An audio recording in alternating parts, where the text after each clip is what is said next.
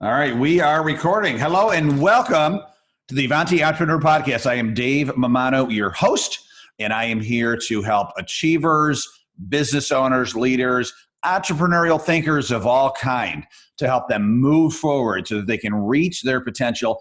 I do this by interviewing the nation's best business movers and shakers. Today, I am so honored to have on the show a longtime friend, and in my opinion, I would say one of the top 5 game changers in the world of entrepreneurship the past 30 years, Steve Mariotti. Steve, welcome to the Avanti Podcast. I'm happy to be here. Steve, I am so honored. If you don't know Steve Mariotti, please Google him and learn more about him right now. He truly is a massive game changer in the world of entrepreneurship. And Steve, I'm going to read a part of your bio, and we're gonna dig deep. I mean, your bio, I could spend a whole half hour reading your bio, so I'm gonna don't hesitate. I'm pulling out some highlights, and then we're gonna go deep with our conversation. Thank you. But Steve Mariotti is a prominent advocate for entrepreneurs and entrepreneurship education worldwide. He's the founder and former president of the global nonprofit Network for Teaching Entrepreneurship, otherwise known as NFTE, and author of books and textbooks and articles exploring the transformative power of entrepreneurship for low-income communities. Steve's memoir of his early career as a New York public high school teacher, Goodbye, Homeboy, How Students Drove Me Crazy and Inspired a Movement, came out earlier this year in August of 2019. So, Steve, I mean, there's so much here. I'm trying to cover some of it. So the way you started NFTE was you left a very successful business career to serve on the special ed teacher in some of the, or as a special ed teacher in some of the city's most poorest and notorious neighborhoods in the New York City area. Frustrated by his rowdy classrooms, Steve soon discovered he could motivate even the most challenging students by teaching them to run a small business. This experience inspired him to found NFTE, once again, the Network for Teaching Entrepreneurship, and with the mission to empower at-risk youth in creating pathways out of poverty. And that's how I met you. Steve has been profiled on national media, including ABC Evening News, 2020.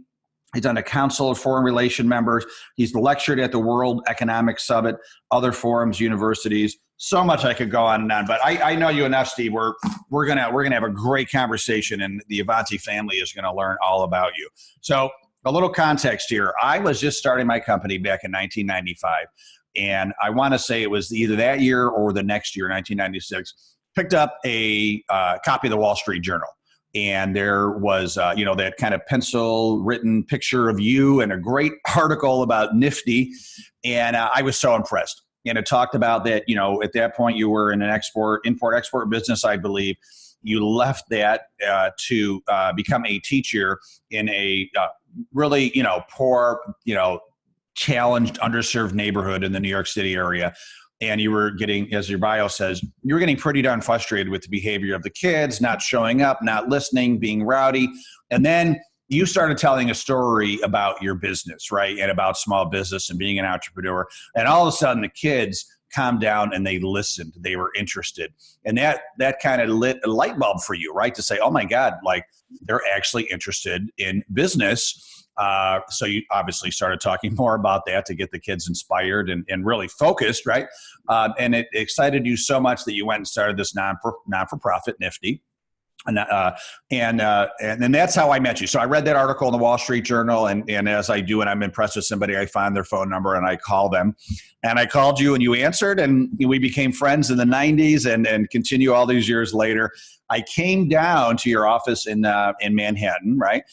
We ended up, at that time, I had a magazine for high school students called Next Step Magazine. I remember. Yeah, and we did a photo shoot at your office. We got some of your cool, like most, at that time, really successful students that had some really cool businesses. And these were all inner city kids, high school students, right? And you were teaching them to launch a business. And we profiled a lot of them in the magazine.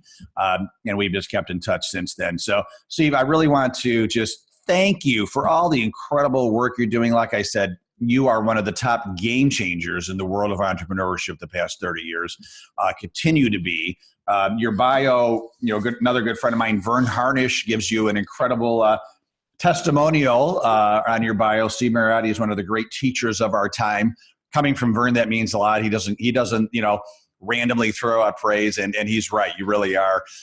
And now, since moving on from Nifty, you've been doing some great things. You wrote, if you're watching this, I'm going to hold it up, this book called An Entrepreneur's Manifesto, which is a tremendous book. You currently have another best-selling book out right now. What's you hold that book up, Steve? Goodbye, Homeboy. Goodbye, Homeboy. If you're watching this on Avanti Entrepreneur TV on YouTube, Goodbye, Homeboy. That is currently out. Latest book, bestseller, doing very well. And if that's not enough, you're also working on, and I believe almost finished with, a documentary called Triumph of the Entrepreneurial Spirit. Yes. So Steve, I've been talking way too long. Let me take a deep breath and have you take over. And I'd love to hear a little bit about, what really inspires you today to continue your mission of helping a lot of underserved people around the world now to be an entrepreneur, and what does that do for them? How does that kind of change the course of their life? Well, I've been working with low-income people, primarily young people under 18, for since 1991, an 81, so 38 years.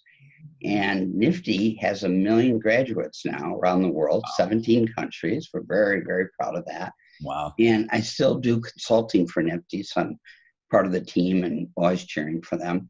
And we've got a great management team. And I think we're going to have our best year ever this year. I found that when people are isolated and aren't doing well economically, it can be from depression, excessive anxiety, it can be from lack of knowledge, it can be from poor health, it can be from just a variety of negative situations. And a lot of times they'll take that pain and put it toward themselves, blaming themselves subconsciously for not doing well. And what I spent my career doing is trying to say, this isn't your fault. This is a response that you're having from a marketplace. And we all have that at times. We all miss a market or don't do well, or get spun around in our business careers. But you don't need to internalize the pain and the anxiety of that rejection. And in fact, you're a hero for just trying. And so that changes people's lives when they can reorientate the blame for being in poverty, because children are born into poverty. They don't choose it. And they have no say over their situations. And I've seen children born into situations that I don't know if I would have gotten out of them, or if Napoleon Hill would have gotten out of them. There's can be very brutal. So I spend my time thinking about what are the basic steps someone can take to get out of poverty through small business. And one of the things I like about it is that once somebody learns that there isn't one price, or that retail is not the only price. A lot of poor people think that there's not a production structure. They're not aware there's wholesale, manufacturers, jobbers, and that there's all these different transactions to get it to the store. That opens up a whole world that a price is a number at a point in time that represents the value at the end of the production line. And that's just a price that can be negotiated. You can talk to a wholesaler, you can talk to a manufacturer, or you can even buy from somebody else at a cheaper price. A lot of poverty is not knowing that. And once somebody understands that they're wholesalers and can find wholesalers and learns how to do business cards. They come out of this really almost cult-like belief that life is a hierarchy and that they're at the bottom of the hierarchy. They don't do well in the SAT scores. They're not doing that well in sports. They don't have any money, so they're not going to go to college. And a lot of them go straight from high school to prisons. It's just a tragedy. Of the million kids that drop out in America every year, come from a little over 600 high schools, same high schools. They're called dropout factories. And if we could pay more attention to what's going on there and what's being taught, and consider getting every one of those kids involved in something that they really enjoyed, got them a mentor, found them a wholesaler that would work with them, and help them figure out who to sell to with a plan, with a bank account, with a business card, with some marketing material, I think we could totally change the discussion about education in this country, and then expand beyond those 600 schools. I love it. I totally agree with you. I believe I always say to myself that entrepreneurship can solve any problem, right? And people say, well, sometimes the government should solve it. I said, no way. The government, if you want to mess something up and add bureaucracy and fumble the ball, like, yeah, put the government in it. But if you want somebody to really solve the problem, get an entrepreneur, right? Like, I have a friend here in Rochester, and he was on my podcast, and he went on a safari in Uganda years ago, and noticed that a lot of the towns didn't have water. And the way they got water is literally a lot of the women would carry that big jug for a half day, go get some fresh water at a stream or river, and then come back. And that was their day. And that's how a lot of the town got their fresh water. Well, he learned how to dig wells, and he started a nonprofit where he would go to these villages and he would dig wells for them, for all these small villages, so that they would have fresh water. Wow. And, cool. and he's done, I think he's done literally over like 1,000 in Africa now, all over. He's done over like 1,000 wells now. And and he's saving lives, right? Fresh water, enough water. He is saving lives, right, in Africa. And, why didn't the government do that, right? Why didn't the government of Uganda, South Sudan, et cetera, why don't they do that, right? I mean, great question. I don't know, but it took an entrepreneur to solve that problem. And I love that you're also saying, start a business, become an entrepreneur to get out of poverty. And all those students in your class back in the day, they were rowdy and disruptive. You started talking about business. It's almost like a natural instinct to want to make a difference in the world. And entrepreneurship provides that opportunity.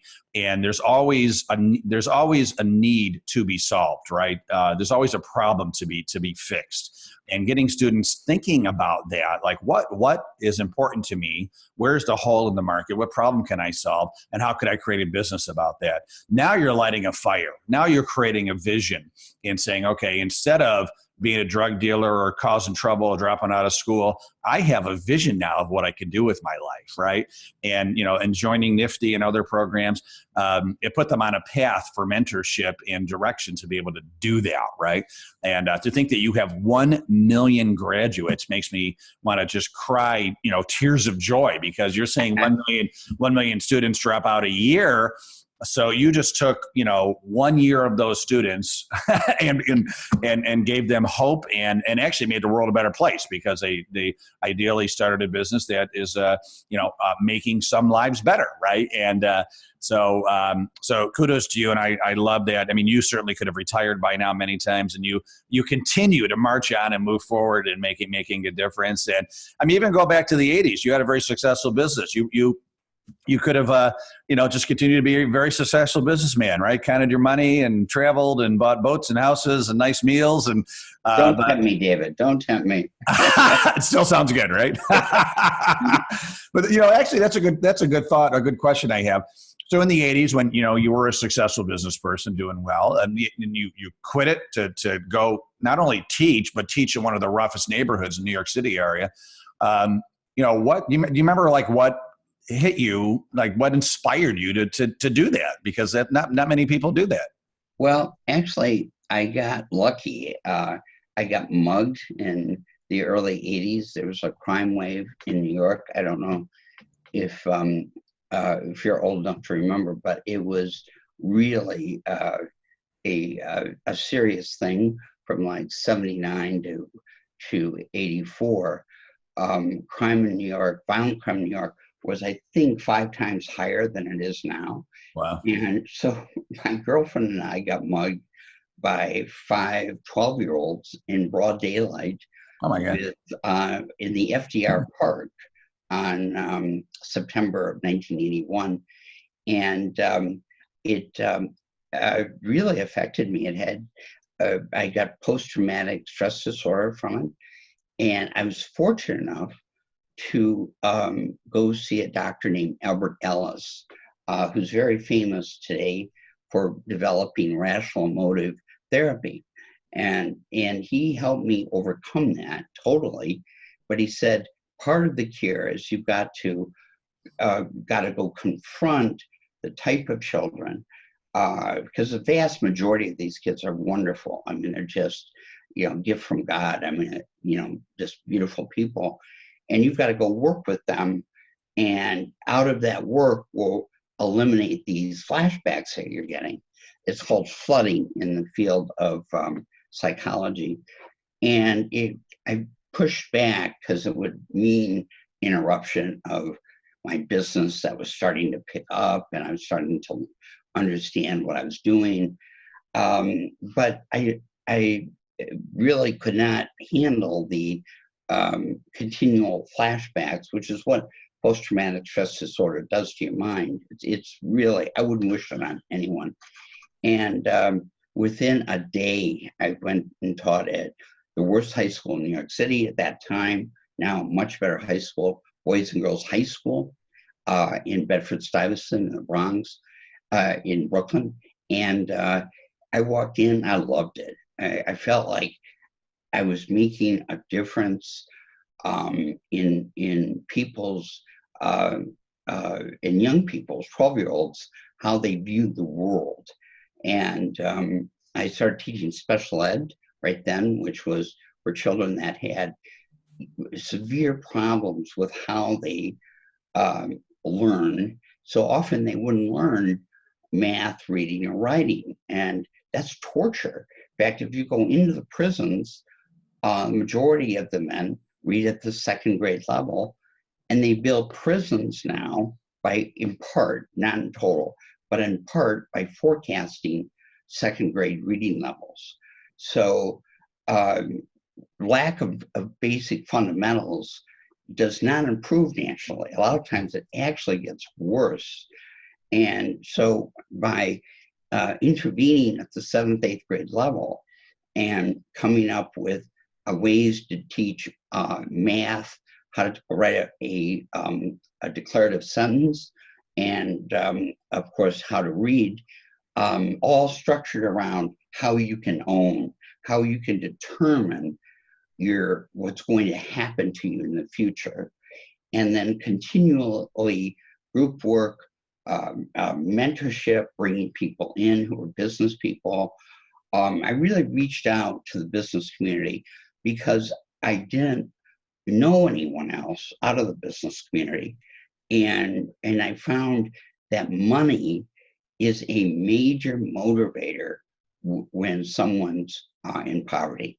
That if you can teach things around money and story, and then equip them with the basic tools, which are a sales kit and a bank account and a wholesaler, and then teach them the power of positive thinking, the power of the subconscious, you can have in a couple months a major impact on a young person. And instead, what breaks my heart, David, is that you never hear education talked about on a national level. At least I don't anymore. In the 16 debates, there was almost nothing. In this year's debates, I think there's been 2.5 minutes in total. And when they talk about it, they don't talk about it how do we solve it? They talk about it from in general, I'll give more money to this or something. If somebody came along and just ran as the education president, how am I going to make it more competitive for students, more competitive for teachers, which is the best thing for teachers? People that benefit the most will be teachers. And how are we going to get over this failure rate? And became an expert in that, I think they'd win any election they ran for. But instead, it's this, a lot of times I don't know what the discussions are. I feel dislocated from national politics right now. Well, yeah, it's they're just feeding what they think they want to hear, right? And but in along the way here, one could argue that America is losing its soul a little bit, especially with kids, right? I mean, when there's 1 million kids dropping out per year, that should be a national emergency, right? Every day we should be talking about that.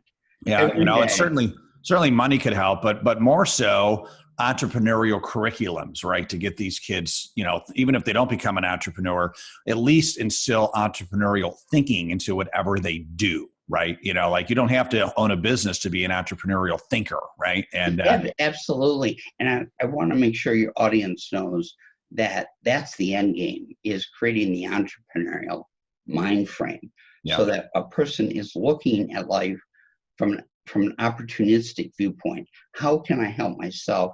How can I help my family? How can I help others?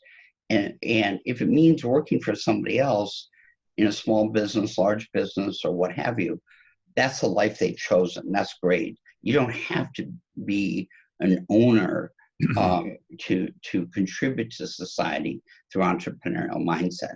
So it's about 7% of our kids that become entrepreneurs. It's hard. But up from 1 or 0, it's huge breakthrough, I think. Yeah, one of the things I do, because I do some coaching and consulting, is I'll go into pre-existing organizations and where the owner might not define himself or herself as an entrepreneur because they didn't start the company, but I'll go in there and I will teach them to be, as they call them, entrepreneurs, right? Entrepreneurs within an organization. Powerful. Like you're saying, how can the managers, VPs, the owner approach new projects, concepts, strategies with an entrepreneurial mindset, as you say, right? And you don't have to be that, proverbial Howard Schultz entrepreneur. You could be an entrepreneur, within an organization. And so couldn't agree more. So see, before, the last segment here, I want to talk about some of your new stuff. We talked about your book and your documentary. So your book is called Goodbye Homeboy. It's a best-selling book, and holding it up again, love it. What number book is that for you? You've written a ton of books, right? This is my 45th book or manual that I've written or co-authored in 33 years. Yeah. And I love writing. 43 of them have been for young people under the age of 21. This book was primarily aimed for anyone interested in education, particularly a teacher or someone that loves a teacher. I tell the absolute truth about teaching special ed in the South Bronx. And I think if everybody that was interested in education would read it, I tell all the mistakes I made, which were, dozens. I mean, I just can't believe it. But I'm hoping that somebody will see something from it. They'll go into teaching. They'll go, wait a minute, I shouldn't do that. Mariotti made that mistake. I'll make my own. Or this worked for me. The business concepts, the group work, the discussion, the Socratic method, the individualized free time, how I defined every student as a success to begin with. All those concepts, I think, would make the education system much better. I love it. So Goodbye Homeboy on Amazon. And then your next big thing coming up, and I don't know how you find all the time to do this stuff, but God bless you. You also are creating a documentary, and I saw the trailer and I can't wait to see the whole film because it looks phenomenal. But so the documentary is called Triumph of an Entrepreneurial Spirit. Tell us about that. Well, I've been working on it for 6 years, and I'm very proud of it. And it asks this question, which is, what happens to the entrepreneur during times of war, genocide, or life-threatening disease? Mm-hmm. So during those times, often the entrepreneur disappears. In war, if you look at the literature from really any war historian, the small businesswoman, the small businessman it's like a magic show, is taken totally out of the history. And these are professional historians that are writing about it.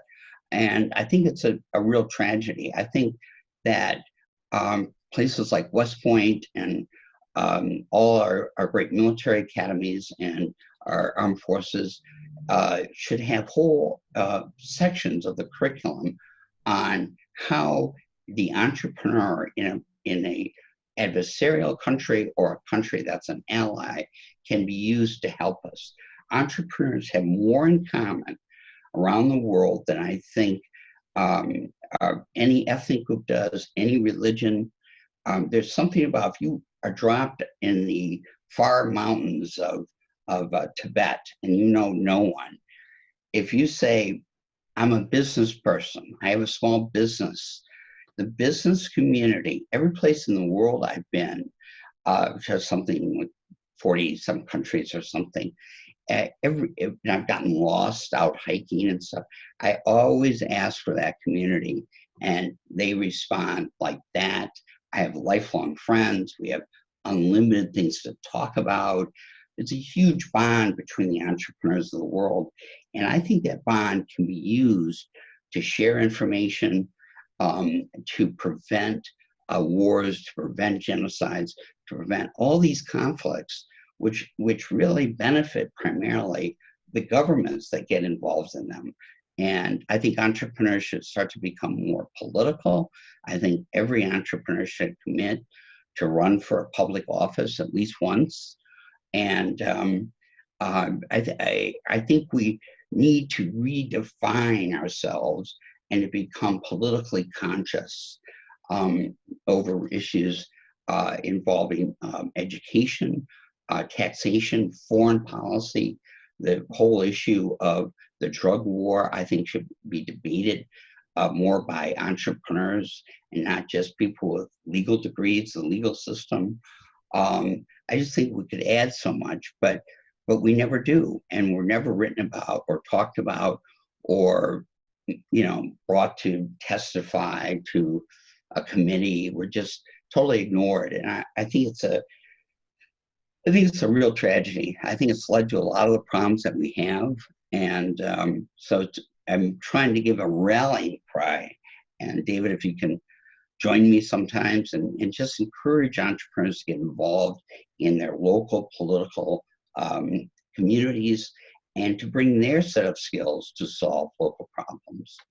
I love it. You're so like hitting a nerve with me, because a good nerve, because it's true. I've met entrepreneurs around the world, and there's like a brotherhood, sisterhood, right? There's that common connection, that mindset, and it's almost like being brought up in the same town. You have this connection of like, oh, we're brothers, we're sisters, right. And that entrepreneur like kind of instinct and experience, really, it's almost like that same town feeling, right? Like, oh, we have a similar journey in life and a similar mindset of what we want to do in the world. And a similar background. It's more like a family. Yeah, it really is. Well, that's funny you say that, because that's what I call the Avanti members and listeners. I say it's the Avanti family, right? Not the audience, it's the family, right? So a lot of truth in that. Well, Steve, I never thought I would say this to somebody, and please take this the right way, but I'm glad you got mugged. Me too. It led to so many good things. Yeah. And, yeah. I mean, it's interesting to think about that. Like, obviously it was very difficult when it happened, and the stress you went through. But like if that didn't happen, like there would be 1 million kids that didn't go through your program, right? And all the other stuff you're doing. That's right. That's right. God works in mysterious ways. You have to embrace everything, right? Right. There's a reason. Well, just like Viktor Frankl, Man's Search for Meaning. One of the reasons he attributes himself staying alive in the concentration camps of the Holocaust was that he felt like God was putting him through that for a reason, and when he got out, he would be able to help others. And I remember that passage, and actually have it on my wall. It's a beautiful passage. Oh yeah, so absolutely. It's given me strength many times, and really is what the whole marketplace is about, is how you can recreate yourself to help other people. Yeah. And to start a new life for yourself. And I think that's very beautiful. Yeah, absolutely. So Steve, when is your documentary coming out? Do you know yet? I don't know. It's in post-production. Mm-hmm. And I'm like the kid, that's just transferred into 7th grade, and right. Everybody seems to like them, but it takes me twice as long to do anything as somebody who's been in the field a long time. Sure. But we're enjoying it, and I think it's going to be one of the most intellectually provocative documentaries done, because this question has never been asked before in art. What happens to these guys that are selling over there, or that woman that's making the dresses, or that guy over there that repairs houses? Nowhere in literature, in any language that we can find, has that question ever been asked. Even in Pompeii, as you remember, the Roman town that was destroyed by the... I've been there. If you remember, everybody was a small business person. They were all frozen in time, baking or, fixing. Yeah. Even there, when people that are outside the entrepreneurial community, let's say they're historians or sociologists or all good professions, all good people, but they come upon it, they don't analyze it from that viewpoint. Yeah. And I think we've missed thousands of important insights. So my film raises these questions, and hopefully somebody else will benefit from them in another field. They'll say, oh my heavens, why have I never thought of it that way before? Yep. Steve, thank you for the work that you're doing. So glad you were born. You're a good man doing great things. And if people want to learn more about you, keep in touch, maybe track when this documentary is going to come out. What's the best way to learn more about you and stay in touch? I would use my website, which is Steve Mariotti. My name is spelled Mariotti, Steve Mariotti, oneword.com. Yeah. And I answer every email, and you do. I enjoy hearing from people. I'd love it if people would buy Homeboy. 10% of the royalties go to NFTE to help a kid go through and learn how to be a small business person. And then I hope that anybody who's interested in teaching or their school system will buy the book, because it would be very helpful to anybody in the field of education. Goodbye, Homeboy, and on Amazon or at Barnes & Noble's. I'm buying it on Amazon right after this call. Okay, Steve? Thanks, David. Hey, Steve, so good to reconnect again. Thank you so much. I appreciate your time and, once again, everything that you're doing for the world. I enjoyed being on. I'll see you soon, David. Sounds good. Thank you, Avanti listeners, Avanti family. Thank you for listening as well. We do have to go. Once again, Steve, really appreciate it. Thank you, Avanti listeners, for your time.